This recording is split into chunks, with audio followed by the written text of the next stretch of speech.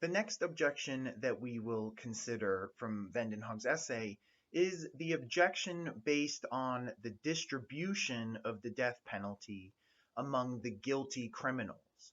And essentially, the objection here is that the death penalty is maldistributed.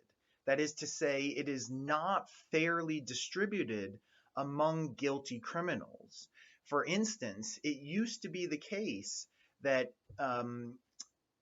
people of ethnic minorities, whether you were African American or Latino, etc., you were at a higher risk of receiving the death penalty than if you were Caucasian or white.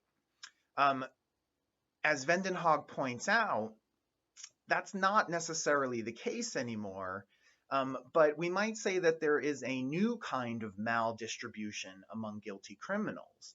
And to demonstrate this, I have copied a few images from the Death Penalty Information Center fact sheet. The Death Penalty Information Center, I think, is a relatively unbiased information source on the death penalty. And from these images that you can see below, you will see something very interesting. What these images seem to indicate is that murderers who kill white people are more likely to receive the death penalty than if a murderer kills an African American or a Latino. Again, the information below will speak to that idea.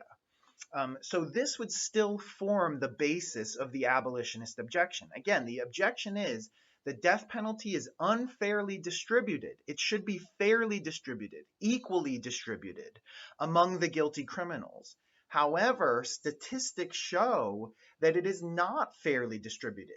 Statistics show that you are much more likely to get the death penalty based merely on the race of your victim. If your victim is white, you are much more likely to be sentenced to death.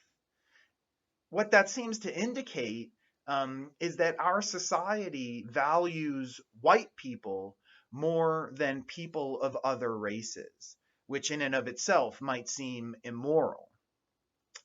Because this is an unfair, immoral basis for distribution of the death penalty, the abolitionist is arguing the death penalty is unjust and ought to be abolished, again, based on maldistribution among the guilty.